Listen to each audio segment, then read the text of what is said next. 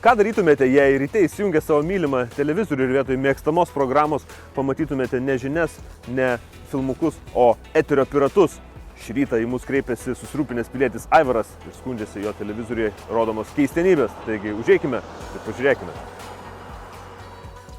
Šiame epizode demonstruojami radio bangų trikdžiai yra dirbtiniai, atliekami su priežiūra ir edukaciniais tikslais. Labas rytas, Simonai. Žiūrėk. Smagu. Tai, kuom skundžiatės? Turiu problemų. Pažiūrim. Kažkas su teliku, kažkas su ryšiais. Jo, problema su teliku, kad rodo turinį keistą labai. Radio šou? Pažiūrim. Iš kur? Žiūrėk. Šiais laikais radio šou. Čia kažkur? Taip, o čia. Simonai. Aha, televizorius. Prašom. O, papa. Geras. Jo. Kaip tiesiai iš 2000-ųjų. Ir čia taip ir garsas, ir vaizdas, viskas. Jo, pasižiūrėk, kaip keistai viskas vyksta.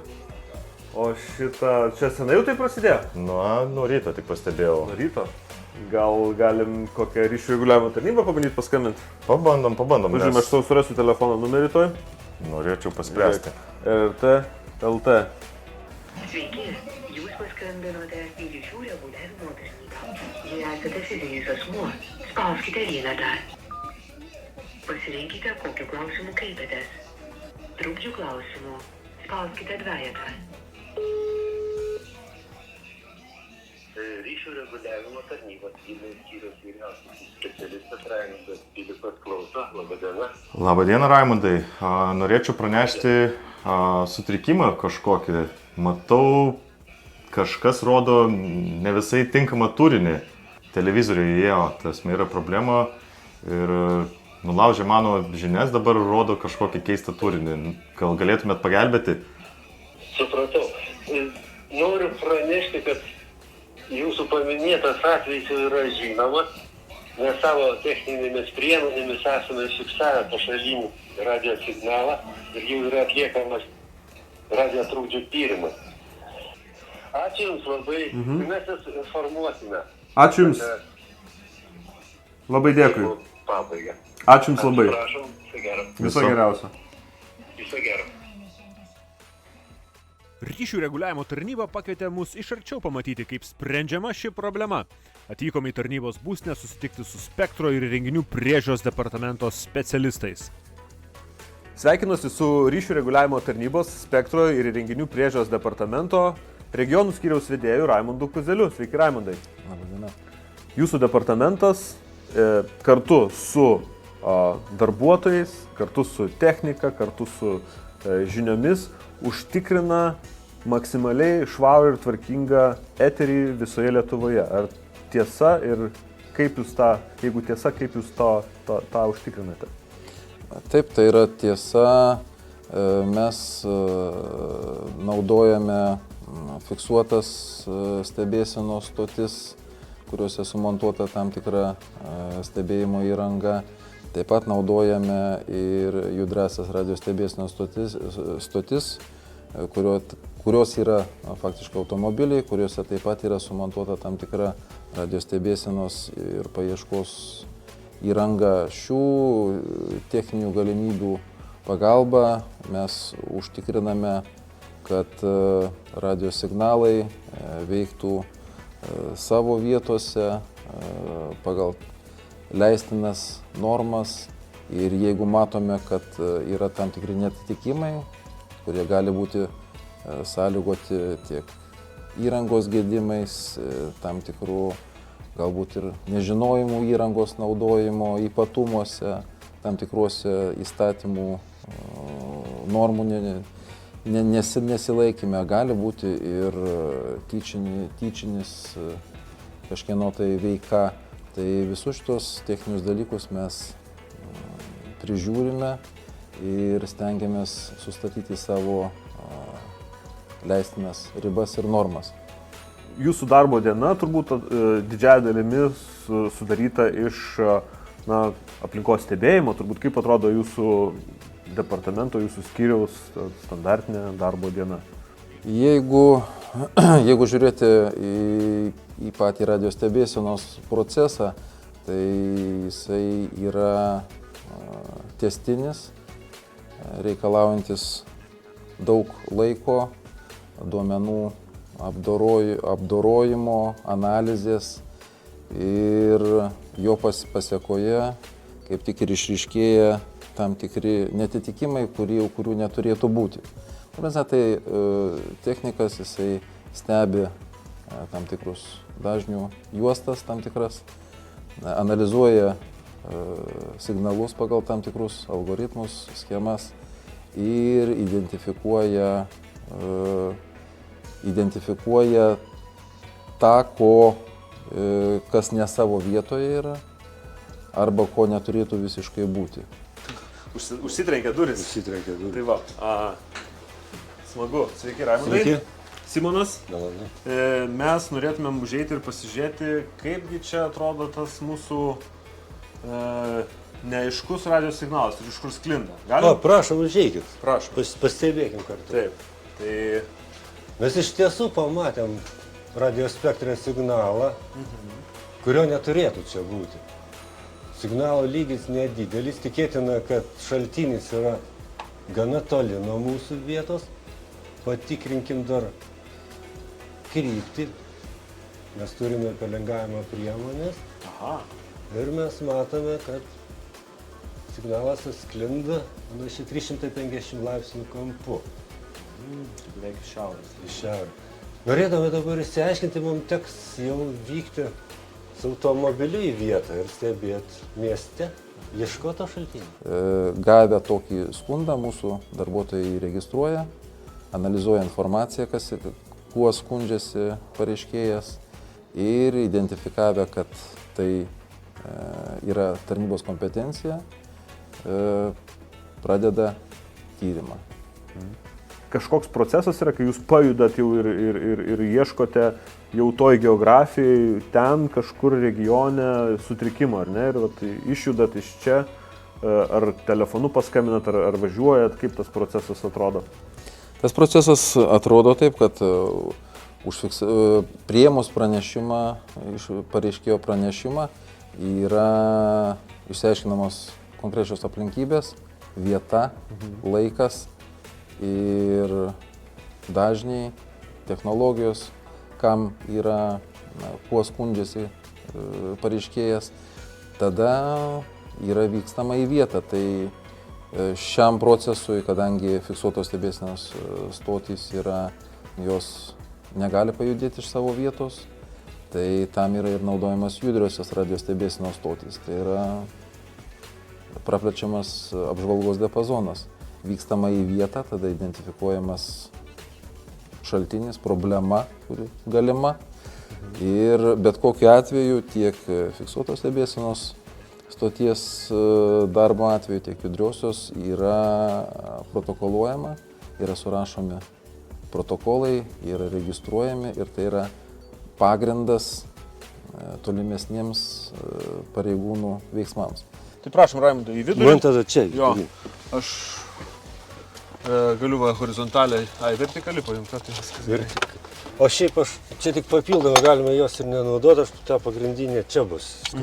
Dabar paminėjot, kad vykstat į vietą, nustatot tiksliai, kaip mobili stotis, kokiu principu ir kaip tiksliai leidžia nustatyti tą vietą. Ar jūs esate visada 99 procentais įsitikinę ir kokie principai leidžia tą įsitikinimą padidinti, trianguliaciją ar kažkokie kitokie? Tai judrioji radio stebėsenoje stotyje yra sumontuotas pelengatorius, kuris rodo ieškomo signalo šaltinio kryptį ir tiesiog trianguliacijos būdu iš tam tikrų taškų yra važiuojama, tas signalas fiksuojamas, siaurinamas yra tas jo tikėtina lokacija, iš kurios jis galėtų veikti. Ne, aš nematau signalo dar. Mes ten matėmės labai aukštai buvom. Čia mes nematome. Važiuojam tada sakyti, kada pamatyti. Kuo arčiau, tuo signalas paprastai didesnis ir po to jau, aišku, visur mes negalim su judria stebėsenos stotimis, su automobiliu įvažiuoti. Tada yra tiesiog nešiojami prietaisai, kurie su kryptinėm antenom paieškos imtuvai ir jų pagalba mes tiesiog jau ateinam į vietą, į svečius, prie tos tikėtinos vietos, kur turėtų būti jau sumontuotas tas arba įrengtas, arba naudojamas tas prietaisas, kuris skleidžia tą signalą. Ir tada jau prasideda įdomioji dalis. Tu galėsi kažkur sustoti, aš kars nuo karto pagaunu, bet... Tai gal man užvažiuoti ant Akropolio, ten aukšta vieta ir nuo ten nušauti. Pabandai. Matysi, kas darysi. Nes man šiek tiek ne į baltupius rodo. Kalbant apie priežiūrą, tada tas žmogus, kuris pasirinko nesąmoningai arba pusiau sąmoningai kažkokį tai radio dažnį savo įrenginius, jisai turi pats prisimti tą atsakomybę, kas nutiks, jeigu jisai naudos tai ne pagal paskirtį. Taip, jeigu jisai šitą dažnį naudos ne pagal leidimą arba iškreips, pažeis leidimo sąlygas, tai taip jis prisima atsakomybę. Konkrečiai savininkas arba naudotojas to įrenginio yra baudžiamas. Jeigu sustosi, bus gerai. Praleidžiu. Dar jeigu gali, dar prastovėk ir man išnyks blogi. Stoviu. Turbūt nutinka ir taip, kad patenkat į tokią teritoriją, į tokią geografiją, kur netgi sunku pakankamai surinkti medžiagos, kad apskritai patekti į kažkokią privačią teritoriją, kad apskritai pradėti tą tyrimą, ar ne? Ir tada dar kažkoks procesas, ar kartais reikia kitų instancijų, policijos pagalbos? Tikrai, kadangi, kaip žinome, kiekvieną žmogų gina įstatymai dėl jo privatumo, tai mes visada vadovaujamės įstatymais, juos gerbėme, tačiau esant būtinybei, visada kreipiamės į policiją, kad jinai suteiktų atitinkamą pagalbą. Tiesiog bandome susitarti visada draugiškai, bet jeigu yra priešiškumas ir nenoras vykdyti mūsų įgaliotų pareigūnų nurodymų, tada tenka eiti per įstatymo raidę. Tokių atvejų taip pat yra buvę. Ir dabar sakau toj. Dabar jau pradeda jau į vieną pusę. Taip, dabar žiūrim. Į Saltoniškių kapines įsivaizduoji, man visą tą muša į tą pusę. 19925. Taip. Taip. Link matos. Čia apsisukti reikia dabar į Akropolį ir į kairę išvažiuojant. Ir čia lygis yra šiuo metu apie 16 decibelų. Kokio dydžio ir kokio praktikoje, galbūt visuomenėje nuskambėjusių atvejų, kai RRT priėmė sprendimą, kad štai žmogus neteisėtai naudojo ir po to kokias baudas toliau galima gauti? Įstatyme yra numatyta tik tai nuo iki ir konfiskacija įrenginio. Gali būti skiriama įrenginio konfiskacija arba ne. Tai tiesiog tais atvejais, kai nebendradarbiaudavo pažeidėjas piktybiškai, tada, jeigu aš neklystu, buvo skiriama neminimali, siūlymas skirti neminimalią baudą. Tai čia tikriausiai matyti analogija kaip ir su policija. Jeigu tu pripažįsti, kad padarai nusižengimą, tada tau yra tikimybė, kad tau skirs minimalią baudą, bet jeigu tu neiksi, kad tu nepripažinsi, tada tikriausiai minimalios negausi. Matyt, principas toksai yra visada teisinis naudojimas. Džimas yra plaukas. Kažkur prie džimo tenai buvo pats didžiausias lygis ir man jau buvo signalus kryptis rodė. Pradėjo atgal. O, stiprėja? Stiprėja po truputį. Bet dar mes nebuvom pasiekę to. Dar nepasiekė. Ir dabar mums vėl, dabar atgal. Gerai tu važiuoji į tą pusę. Silpnas čia signalas.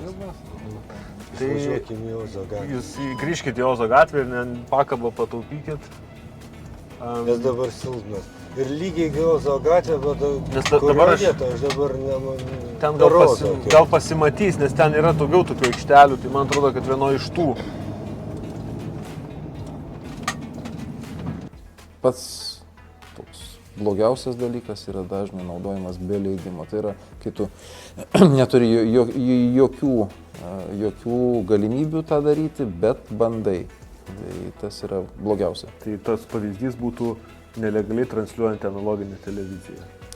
Taip, šiuo atveju yra dažnis, kuris yra naudojamas be leidimo, nes jeigu dėl televizijos, tai yra dar keli niuansai. Tai yra techninis iš mūsų tarnybos pusės, tai yra dažnis, kurį naudoja be leidimo, bet televizijos ir radio transliavimo stočių atveju yra kitas dalykas, kad prieš paleidžiant tokias stotis reikia gauti iš radio ir televizijos komisijos dėl licenzijos.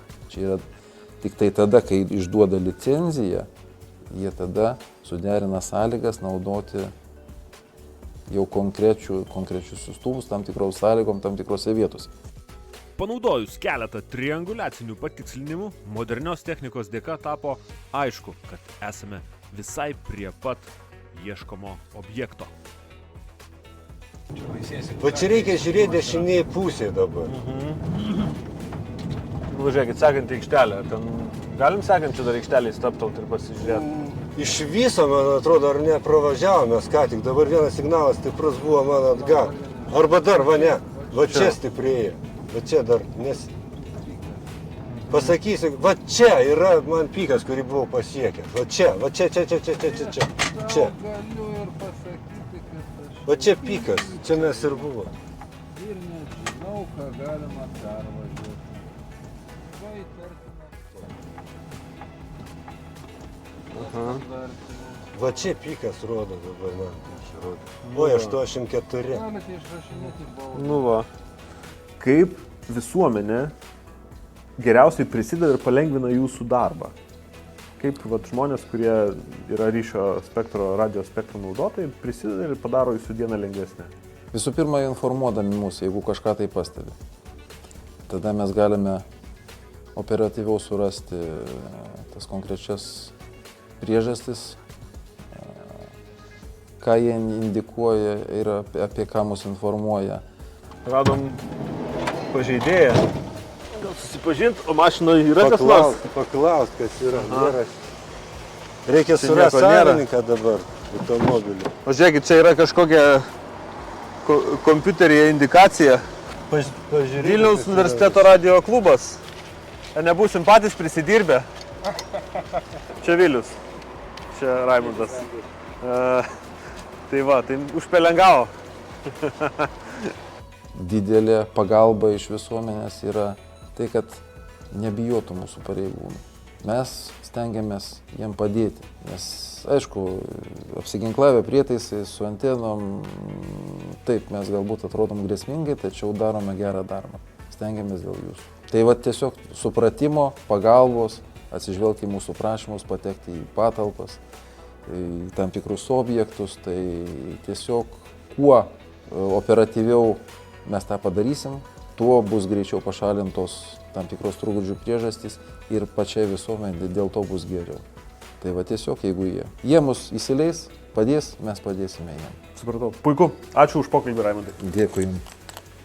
Ieškom. Ieškom ir dabar pagal kryptį mes dar bandom įsitikinti, ar tikrai ir mes matome, kad priartėjus, tikrai mes matome, vis artėjant signalas mums didėja. Žodžiu, nustatėme, kad šitame automobilyje esanti įranga skleidžia pašalinius trūkdžius. Vis dar matom signalą. Viskas, mes pastebėjome, kad signalas išnyko. Signalas išnyko.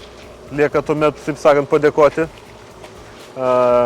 Padėkoti ir jums už, tikėkime, kad neprireiks kažkokių tai griežtesnių priemonių kitiems pažeidėjams, kad tai bus tam tikra edukacija. Kreipkitės, jeigu jūs susidurėte su trukdžiais, būtinai kreipsimės. būtinai padėsime. Ačiū ir iki kitų susitikimų švariame, gražiame radio eteryje. Ačiū ryšių reguliavimo tarnybai ir iki kitų kartų.